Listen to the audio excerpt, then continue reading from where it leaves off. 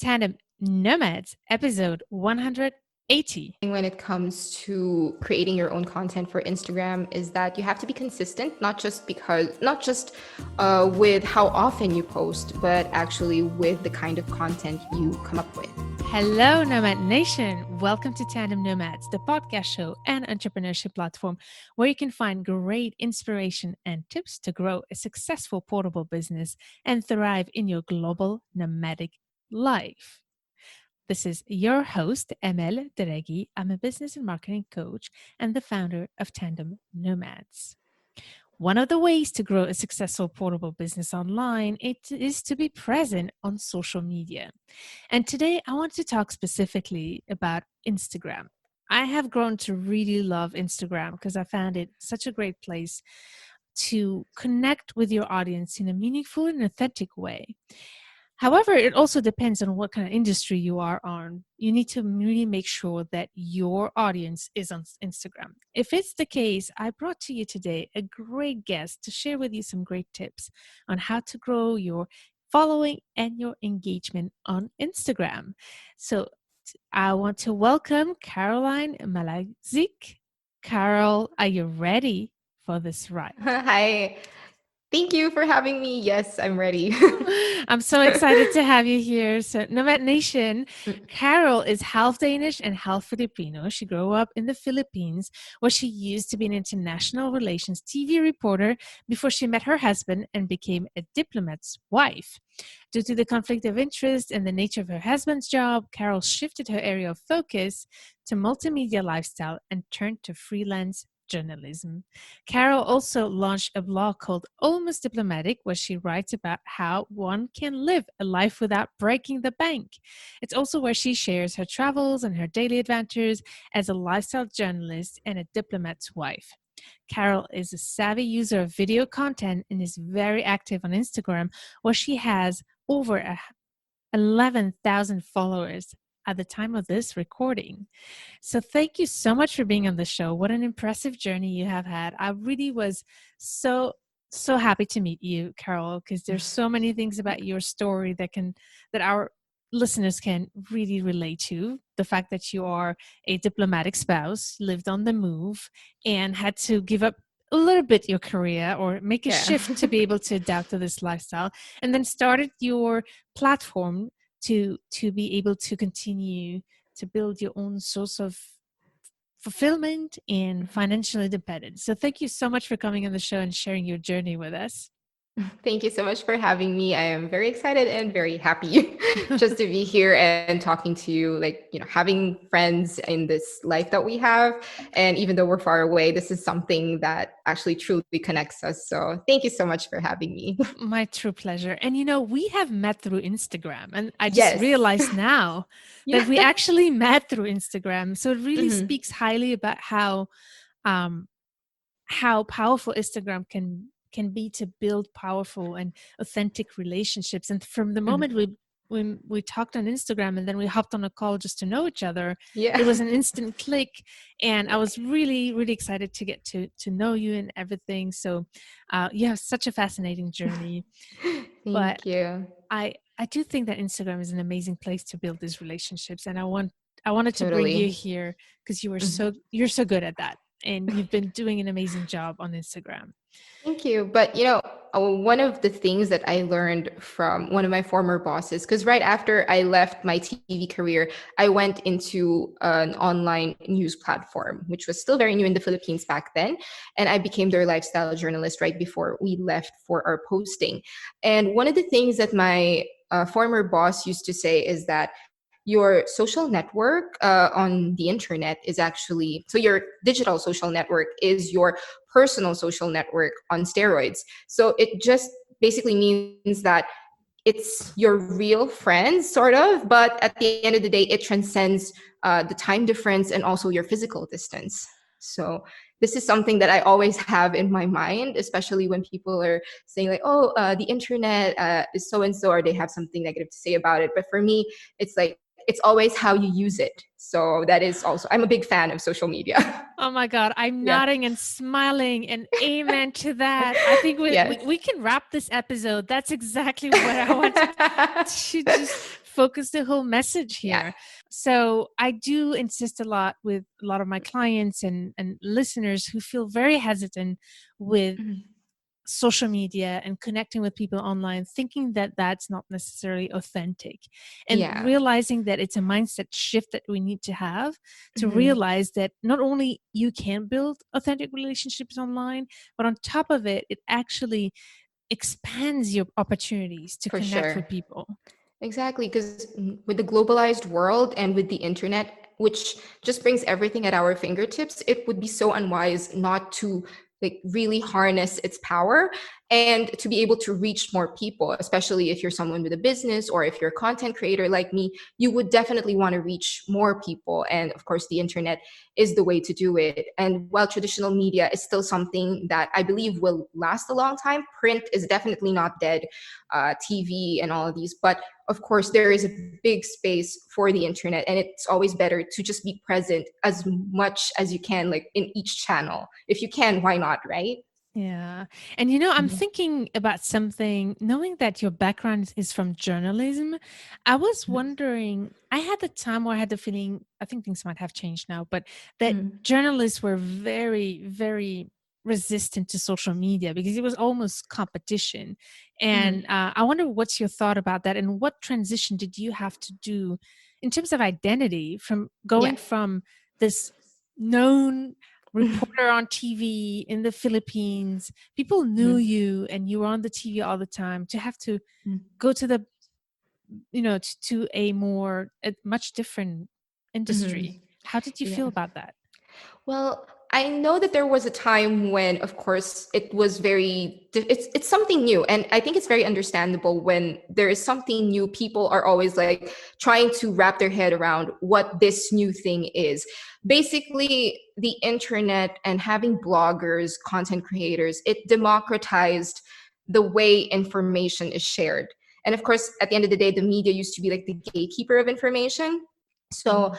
there was a time when I would hear like some comments, even when I was still like a TV journalist, from other people. And it also took me some time to wrap my head around like, what is a blogger? Like, how is a blogger different from a journalist? And like, are we even doing the same thing? So there is still a difference. Of course, uh, there will be, there is still a difference, but at the end of the day, um, I think there is room for everybody on this whole thing, like when sharing information, and always comes down to people who are trying to consume the information, where they want to get their information. And yeah, I guess it's not really a competition, but I'm a firm believer that they can go hand in hand. And as somebody who does both journalism and blogging, I think I'm one of the examples that they could actually go hand in hand. Yeah, Yeah. I love the fact that you're open-minded, and that what has opened for you a lot of opportunities, and we'll talk about that, what kind of opportunities are opened for you. But before we go into that, I'd love to hear about your experience as a spouse from the moment you had to shift your career a little bit to adjust to the new lifestyle. Mhm. How was that experience for you? Well, so when I left my full-time career in the Philippines, so I was actually kind of excited moving to a new country. I said, okay, now finally I will have the time to read all the books, learn how to bike because I never knew how, and basically just, uh, be a little bit more relaxed. Because, of course, like when you have a TV career, or even when I moved to the online news platform, like my days were long. I would normally sleep at midnight. I still dream about my job or the stories I need to cover the next day. So it was, I mean, I'm not going to lie, journalism was always very stressful, but I loved it. I loved it so much. I just know I couldn't let it go. So I was looking forward to some R&R, but then 3 weeks into the posting, I realized I was bored. Where And was that, the first posting? we were in Kuala Lumpur Um, for, yeah, so we stayed there for 2 years and 10 months. And for the first 3 weeks, after I decided to, I've gone out, I've checked out the neighborhood, and I said, like, okay, I see all these things. I get so interested in our new neighborhood. I find out where the restaurants are, or basically just trying to build a new life in Kuala Lumpur. And I found it so interesting. and I wanted to share the experience to people. And I tried to tell my friends about it, but of course, like my friends got busy. A lot of them were also working full time. And of course, if I tell my family, then it also becomes repetitive. And sometimes it's just so hard to relate, especially when your friend is abroad. And you're telling them, oh, now I have to look for where do I get my internet? Like, how do I sign up for this? And these things were like so interesting to me, but I was having a hard time finding people to share this information with. And as a journalist, I've always been somebody who just wants to tell people the things that I learned, just to share information that I pick up along the way. And that's how I started with Almost Diplomatic. I felt like, okay, since I'm not working as a journalist, why not, try the blogger route? Like, I've seen people do it, and maybe I could inject something on the internet that could be of help to people who are also on the same boat. And that's how Almost Diplomatic started. And in a way, I also saw it as something that it's like a friend of mine that basically I'm just telling everything to, and I could bring that friend everywhere I go. So it also opened doors to meeting actual friends in the city we were currently in. So that's how it all began. Amazing. That's amazing. I love the story. And at what point did you like shift to freelance journalism as well? Was it right away or was it progressive? How did that happen? So the funny thing was, I was really focusing on the blog and then just writing about everything that I wanted to write about. So anything that I was interested in and anything that other expats would be interested in. So where to go, what to do, what to use on your face, because of course, when you move to another country, you don't have your usual products. So all these sorts of things. And suddenly I get emails from different titles asking me like, oh, would you like to write for us? And so that's how it started, not even knowing that I was a journalist before I started blogging. And also at the end of the day, I also didn't let go of my connections with the titles that I used to work for. So especially the ones that are in the Philippines, I would still contribute every now and then. So, and still up to now, that's how I do it. It's not like my freelance life is extremely busy, but of course, every time I feel like there's a story that would interest the titles that I work for, all of them outside Germany, of course, because I can't work here.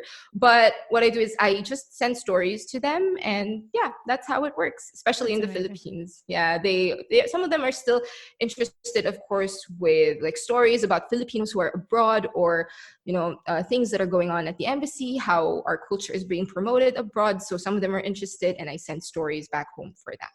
I love it. I really wanted to share a little bit of your background before we get into Instagram tips, because for sure, yeah. I do think that for Nomad Nation, if you're listening, what I'm trying to share here with Carol's story is how, once you have to give up your career and move to a country, how just starting by seeing a problem or just having an idea and start somewhere. If you don't have a big plan, just start doing something. Start, like I always say, first and perfect later, how it can lead to other opportunities. For sure. And it's something that you're interested in. Exactly. And I love how you did that. And then how did then Instagram come in? Okay, so the Instagram account used to be like, if you scroll all the way down my Instagram account, you'll still see photos of me. I know back in 2012, 2011, wherein I was just using Instagram as something of a personal account wherein I just share things, some random thing I saw on the street, or, that random selfie. And then I started the blog, and for the longest time, the blog used to be, of course, just my main thing.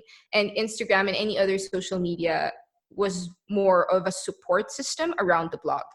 And it felt that way even when I started on YouTube. Social media was still something that I was just using, like my Instagram, my Facebook, and my Twitter.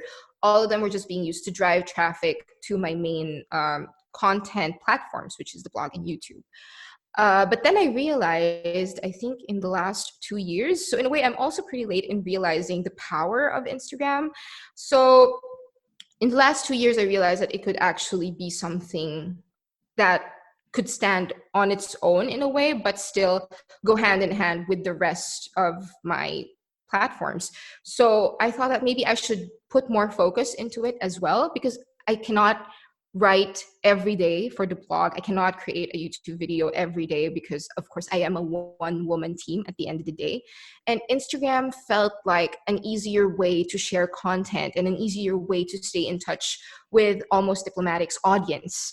So I thought, okay, I should start really investing more time and effort into what I put out. And so far, it worked really well. I think in the last 2 years, that's when my Instagram account grew much more, because for the longest time, like, I had 4,000, 3,000 followers, and I reached 11,000 when I decided to focus more on it. So I think it was a very rewarding shift. I still write for my blog, not as often. I still create YouTube videos, but I have to say that lately I put more time on Instagram because it also brings in attention to the other things that I do. Yeah. I know a lot of people who've been on Instagram for years and didn't necessarily reach that number of following. So I would love to, I think that first tip, like making it a focus as a main strategy, is where it starts at the end to start growing. Just, I always say, if you want to build a marketing strategy, you need to figure out where is going to be your main focus. And I think that's the secret of growth as well. Because what a lot of people do is that they try to be everywhere at the same time, and that doesn't really work. It's good to do a lot of things, but at least you pick one thing that you do consistently. Exactly. And the rest is bonus somehow. Yeah. I would say that for sure, Almost Diplomatic, like the website, I would prefer that it would be like the main thing. But at the same time, I realized that I reach more people with my Instagram account because of the following and also like the algorithm. A lot of people don't like the Instagram algorithm. I have a love-hate relationship with it, but it also brings more people into the other things that I do. And we have to accept the fact that a lot of people are also not as patient. So blog posts are longer, YouTube videos are longer, but if you want to catch attention, you have to be somehow bite-sized and also easier to access. And since a lot of people are using Instagram, some of them more often than Facebook, I am on Instagram more than Facebook, to be honest. So if we think that way, it would be easier to reach the people who are also like me, who are on the Instagram platform more often. So you're trying to just catch more eyes into whatever it is that you're doing, a business or a content platform. Yeah. So let us know some of your tips. What has helped you grow your following? Is there any recipe you can share with us? Okay. So when I started 2 years ago, because until now, and this is something that we discussed offline for sure. Almost Diplomatic didn't start out as a business. And until now, it's not a business. It is a passion project. But I am looking forward to maybe turning it into a business someday. So growing that platform, I put so much of myself into that. And at the end of the day, when they say Almost Diplomatic, it is a brand that I cannot take away from my personality because it is me. So I think probably one of the first things that I want to share is, as cheesy as it might sound, it is sincerity. Like, people will always smell a fake from a mile away. And at the same time, people will also see if you are sincere with the content that you create and with the content that you are putting out. So another reason why I started Almost Diplomatic is to debunk misconceptions about the life of diplomats, their spouses, and expats abroad. And this is something that I am very passionate about because, as we both know, it's not all a bed of roses and it's not all parties and champagne. So I wanted to give a more realistic take and show some of the work that comes with being a diplomatic spouse. So like starting a life from scratch, every move, that's no joke for sure. And also, at the end of the day, it's about sharing my authentic experience and managing certain expectations about this life. And since I am very passionate about that, it comes through with the messaging. So people who can relate with that type of content will definitely want to be updated with how you are doing. And so for sure, sincerity is the first. And also, some of the content that I post is to help expats and diplomats who are new in the place. And since I was in their shoes before, it makes it more realistic and relatable to them.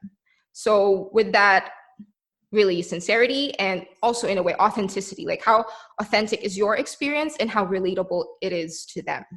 That's So powerful. yeah. I think that's important to insist on that. I love that you started with that. For Nothing sure. would work. No trick can work No. if that doesn't exist. Being authentic, being yourself. But I also think that the underline here, on top of being authentic, you need to know what is it that you're going to be authentic about? What is your For message sure. about? And I think you were very clear about, okay, who is this platform for? What's the target audience, the expats, and especially the diplomatic and expats' wives? And also that you had a message which was helping adapting Yeah. on the move. So having that clear helps to get started knowing, okay, what content I'm going to share. Yeah, for Okay. sure. And since, and then I guess the next one, I could go into that right away because they're Yeah. somehow related. The next one would be to find your niche. So the internet is so huge. There's so many people offering different types of information. So you have to see what category do you fit in, but also at the same time, you have to be, sorry, excuse me. Okay, so at the same time, you have to be flexible about it. So when you think about it, what type of value can you provide so that people will follow you? So using almost diplomatic as an example, maybe I think it's more of an information platform. So like I said, where it's telling you where to go, what to do in your new country, of posting. And I guess an added value to that is like information is talking about ways how to make the most out of your time abroad and how to look and feel elegant for these events we go to without going over budget. So if you think about it, that feels pretty broad, right? But at the same time, if you know the people you are speaking to, so for me, I know that I'm speaking to expat spouses or expats themselves, diplomats and diplomatic spouses who are like me, not veterans in this life that we have, then it would be easy to catch their attention. And you have to stick to your lane, I think, because you're speaking to people who are looking for something specific. And you can, like me, I can't talk about, let's say, sports cars because I don't drive. So that would be very difficult for me to talk about. And people will also lose interest because they are not following you to hear you talk about sports cars. They are following me because they want to hear about how life is in Berlin. What do you do as a diplomatic spouse if you're faced with a certain situation? So finding your niche is also very important, but also do not limit yourself. Like, do trial and error, I think, to see what people like with what you do, and to see like what type of content you're actually good at and what people will respond to positively. I love that. This is so good. Nomad Nation, for those of you who listen, you know how much I repeat about the importance to focus on a niche. So here, if I may add, like drill a little more into what you said, not only you chose a very specific niche in terms of population, but Yeah, also in terms of the problem that you're solving. And that's for a sure. good question for everyone who's listening. What is the problem you want to solve? And the problem that you're Mm-hmm. solving, tell me if I'm wrong, but here's my feeling from watching what you do is, all right, so there's this conception about diplomatic spouse that live a lavish Mm-hmm. life, but most of diplomatic spouses actually don't have the means to live the lifestyle and to go to all these balls and all these like very expensive events that you have to be part of because of the Mm-hmm. job that Yeah. require a whole attire. And so you're Mm-hmm. teaching this new generation how to live this lifestyle but without breaking the bank, and you're teaching all these tips to keep the expenses low while For sure, yeah. still but also telling them, I know that you're not rich.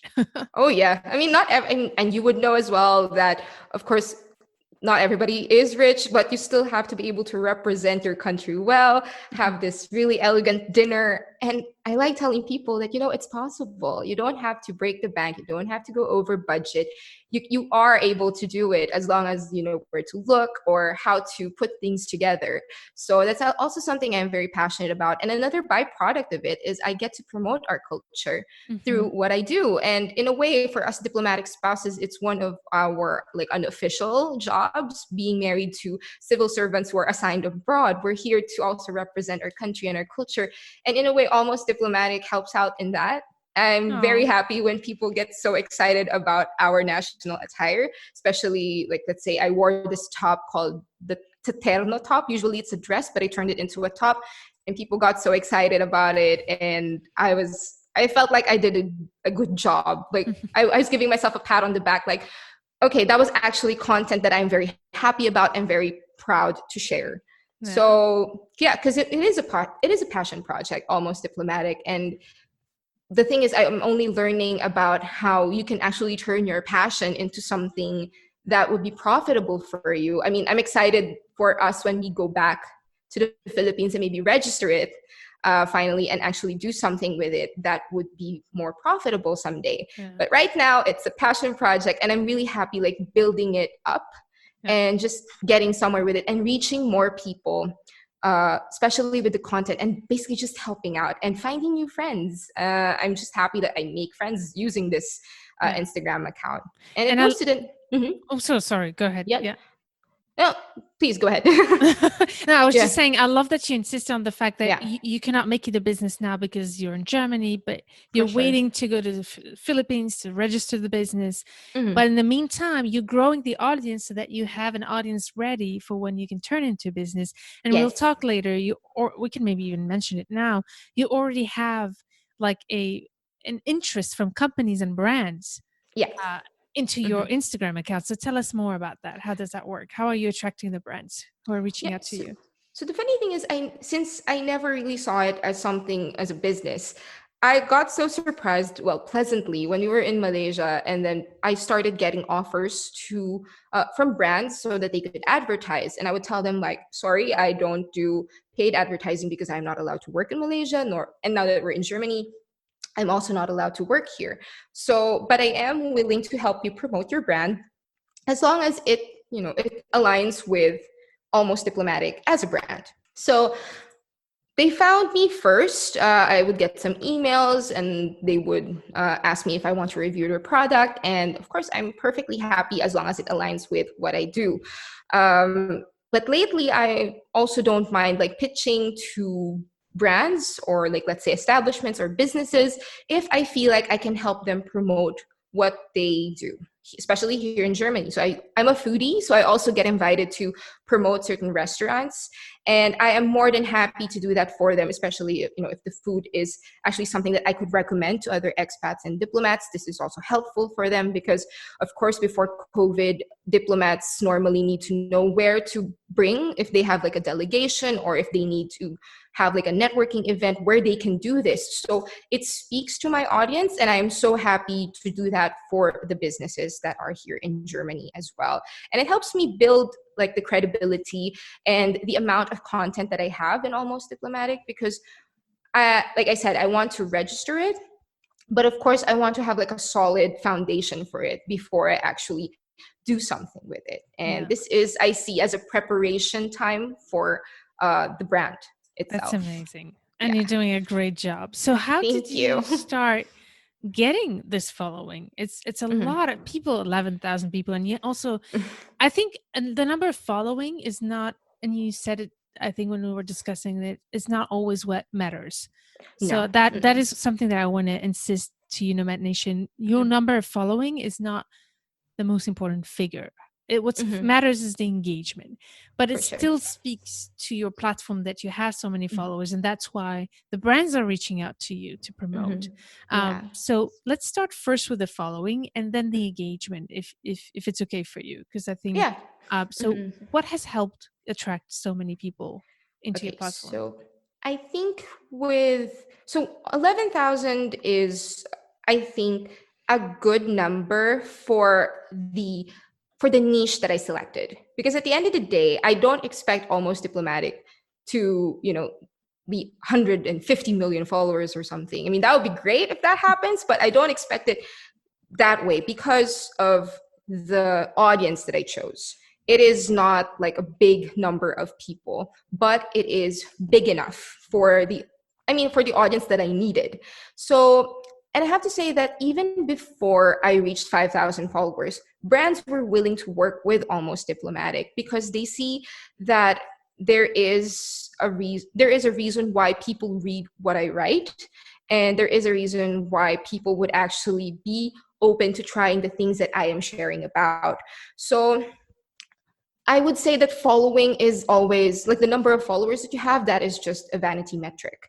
To be honest, I regularly cull my number of followers if I have the time. Let's say I'm on a train when we were out traveling, or I'm in a bus, or just walking around the city. I do love scrolling through my phone. I would sometimes look through my followers list, and if I see a bot, if I have the time, that I would just take them out or block them, because and I would rather have less number of followers, but to have real ones who would want to engage and who I could actually share something that is of value to. Because whatever it is that I write, it won't be of value to a bot.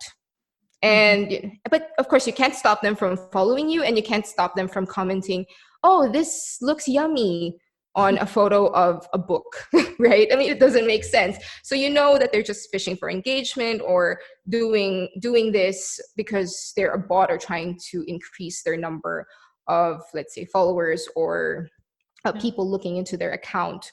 So at the end of the day, that's that. And for followers to come to your account, it goes back to the type of content that you come up with. Is it valuable to the people? And is it something that they would want to see again? Or would they want to hear from you again? Are you actually posting about something that is of value to the people who you are trying to reach? So I think that's that for following. And how about, I'm thinking about a couple of strategies that I know I've been also implementing, and I saw you implement. Let's start with the most simple one right now to take it out of the way, is the hashtags, because a lot of people think that the secret is in the hashtags. So what is your take on that? Well, I think hashtags still work, but they are not the only thing that you should depend on. I use hashtags a lot. I would actually use 30, which is the maximum. And the thing is, I think a lot of people use it wrong when they just try to go for the hashtags that have like 50 million posts or something. So what I do is I try to use hashtags from a similar vein. So let's say it's a food, it's a picture of a food. So instead of just putting hashtag food, I would try and use something that is less used. So maybe food in Berlin, or food, or Berlin food, which has less number of posts. Because if you just go for the really big ones, let's say hashtag travel, like in a few seconds, you are all the way down on the explore page. Nobody would really see it. So I think hashtags are still okay, but it's not the only thing that you should depend on. Yeah, that's for me. I don't know if you agree, but I try to look for hashtags around 5,000 to 15,000. That would be perfect. Yeah. So what I would recommend, Nomination, is that you do your research before you start posting. Spend half an hour researching your main hashtags related to your audience, and look at the number of followers for each hashtag, and try to keep it in a small niche. That's what I have it like, and I copy it in my notes, and I copy paste it for the general one, like one batch of hashtags general, let's say 15 that you use regularly, and then another 15 that are specific to the topic that you're posting. But that requires a little bit of research to make sure that you look at what are the hashtags that are not too popular, but enough to have people following. Definitely. But another easy way to do this would be, as you're typing your caption on Instagram, let's say you're adding more hashtags to the usual things that you use. Let's say you want to type hashtag travel, and you want a travel related hashtag. So when you type hashtag travel, and then you see that there's going to be like a drop down menu, and then there's other hashtags are going to be there. So you can just scroll and see which hashtag has a lesser number of posts under that hashtag.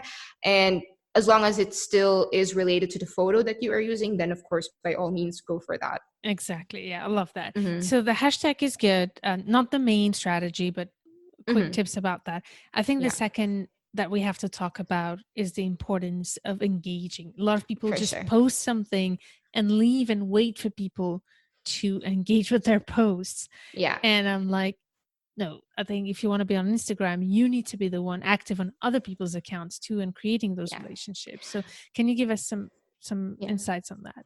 So for me, before, I used to be a lot more engaging when I was starting out on Instagram, because it, as I said, it was a personal social media account back in the day.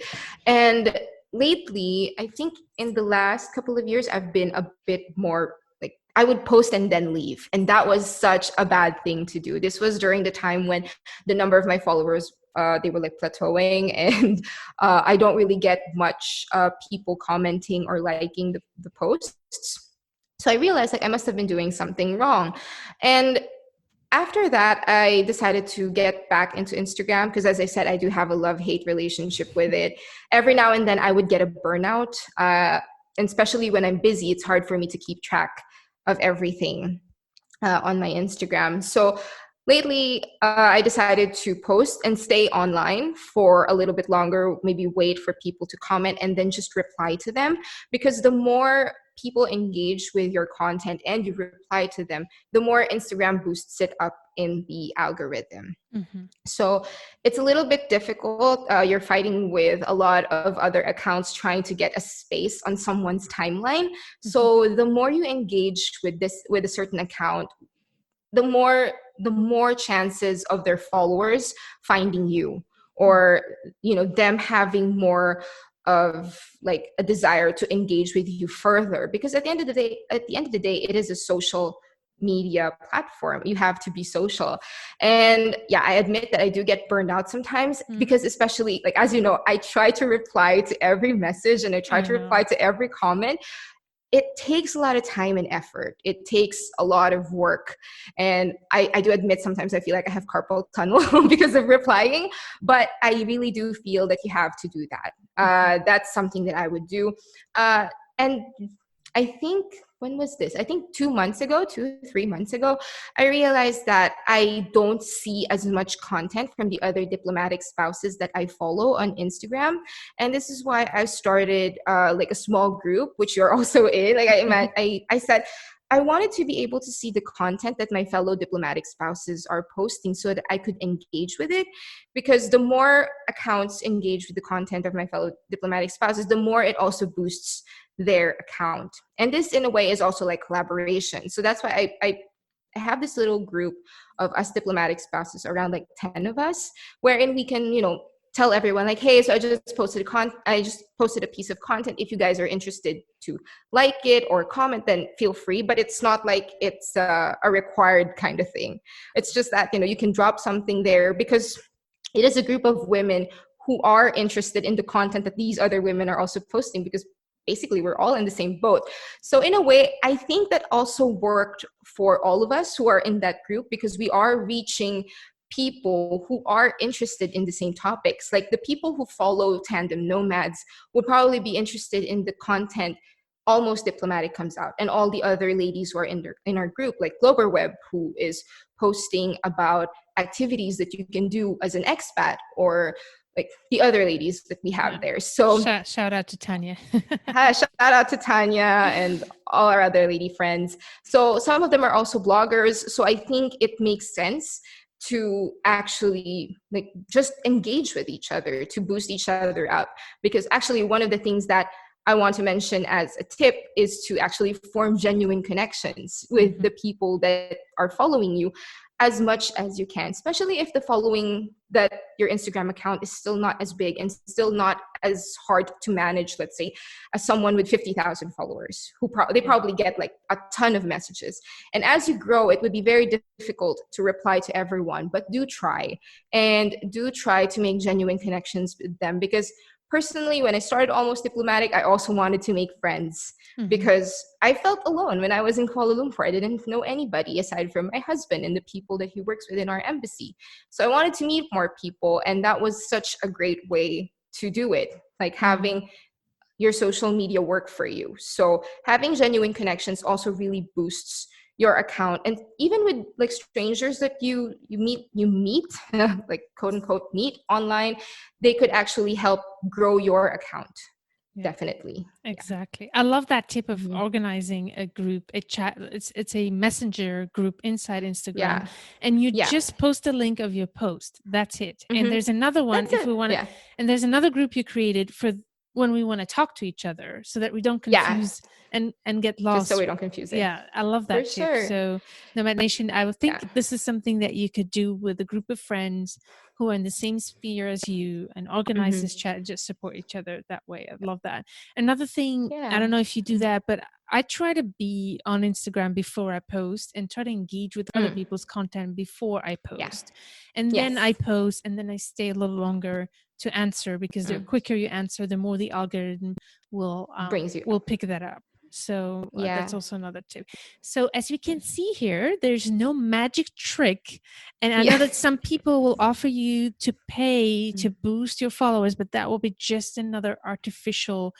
You don't want Yeah. to have fake followers in your account, because that will drop dramatically the engagement on your platform. And so don't do that, Nomad Nation. I highly discourage that. Organic reach is the most important, and it For requires sure. work and patience. And I think that's the big thing here. Yeah, I mean, it's a lot of work. Instagram is, I have to say, not easy. It takes so much time to, take a photo, think about what you're going to write with it, because of course you want to provide value, make sure that your photo looks great, because that's the way you will catch their attention. And, try to engage. That takes so much work. Sometimes you would spend like on just one photo, one post, it would take like an hour or two just to get everything out there and done with it. And yeah, to get more people to engage with your content, that also takes a lot of work. And for that small group that we have, another advice that I want to give out there is not to make the group too big. Mm-hmm. I think it would be very difficult to keep up with everyone. And also, um, another thing is to make sure that you are in the same sphere, or you Niche. are in the same niche. Because, I mean, some people would find that they think that it won't help them out, just because you're commenting on other people or liking them. But social media is not like, it's not a solo journey. Another tip that I wanted to give was to collaborate. And collaboration is such a surefire way to bring more eyes into the content that you do, to get more followers, to get more people engaging in your content.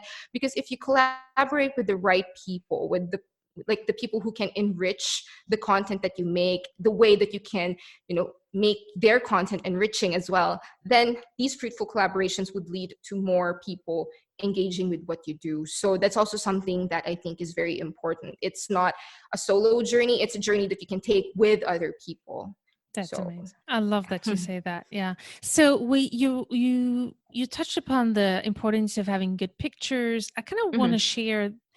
It depends on the level of following we want. If you want to grow your following on Instagram, I think it's really important to work on good pictures, but I also don't want it to discourage. I always say to my clients, you can also put simple pictures. You don't have to have perfect yeah. Instagrammy pictures, because I realized that the followers also want real life images. If it's like fake images and too perfect, it also not really good. But you have that good balance of making it very good looking and very aesthetic while being approachable and natural. So any maybe more like practical or technical tips on how do you create a pictures, first of all, that are branded, that look very similar, but Yeah. also, how do you create such good quality pictures and Okay. images? So for me, I always like taking photos that, of course, still feel real. It's not superposed. Of course, there will be things that wherein it looks like it was a photo shoot or something, but usually it's just a white wall in our apartment. But at the end of the day, making it look aesthetic has something to do with the colors. So from a more like digital way of speaking, I would download certain apps that would make your photos look similar. And I think the easiest way to do that would be to download Lightroom for mobile. It's a free app. You could always get that with your, I think iPhone and Android both have it for free. And either you create your own preset for the adjustment of colors for your photos, or you buy a preset from one of the artists or the creators out there on the internet who sell their presets. Mhm. So normally it's just pretty cheap, like maybe £10 or €15. Like I've seen people doing that. Personally, my the colors that I use, I actually got them from another creator who I sort of became friends with online, Kelsey in London. So Mhm. shout out to Kelsey. She's also very helpful about growing your Instagram. And she creates these presets because I admit she is more creative, of course, because she is from a graphic design background. I do not have a graphic design background.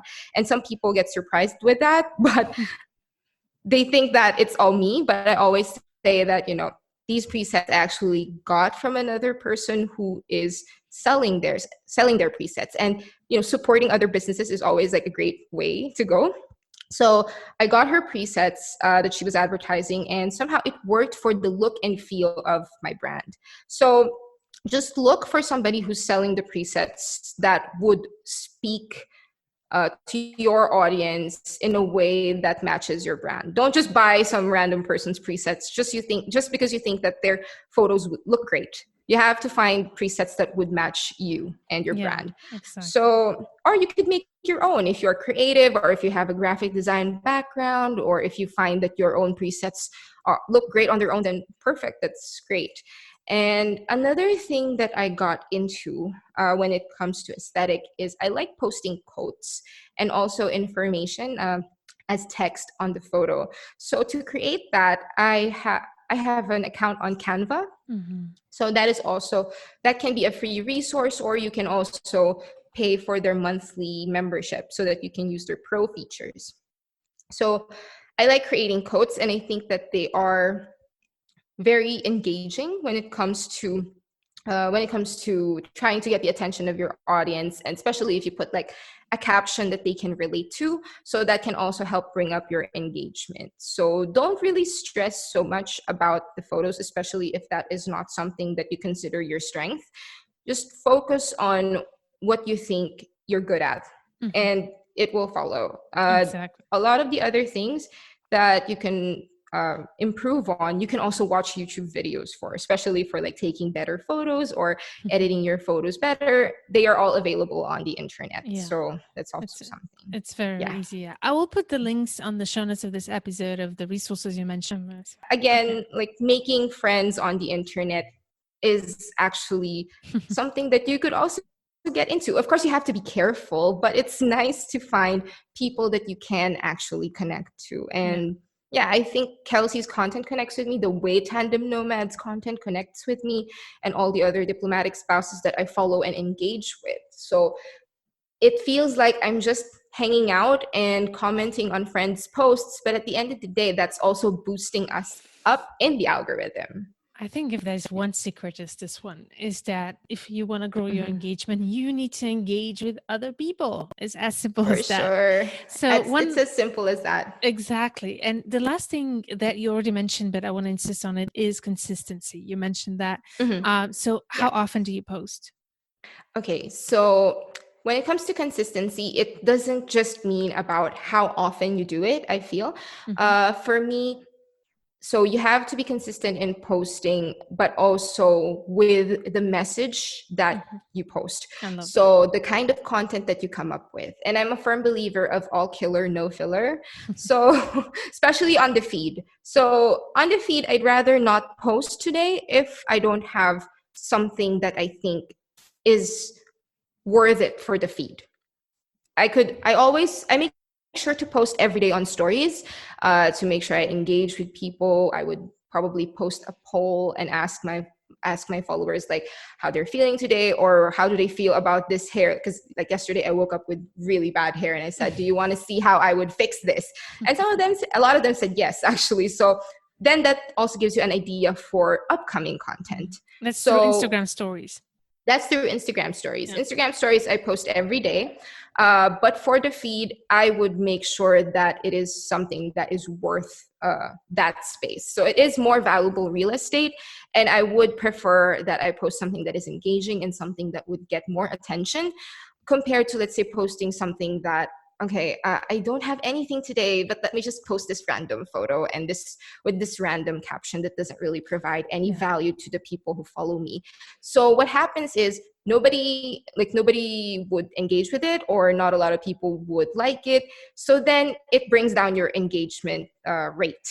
So that doesn't really do well for you. So at the end of the day, even engagement rate is just like some vanity metric as well, if you think about it. But I think it is more important than the number of your followers. Yeah. And how long did it take you to start seeing like a bump into the numbers?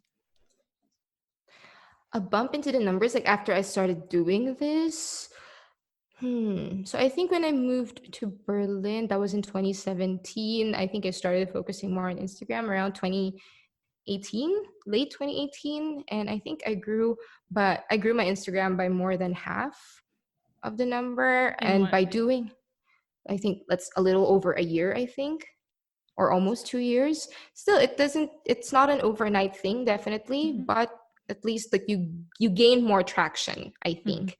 And the results, the moment you start posting something that is of value, and you're consistent with it, I'd give it like a week or two, and then you would probably see it might not be like, a big difference, like 50,000 people more, but at the end of the day, if it's a bump that was bigger than last year's bump, then Mhm. you're doing well.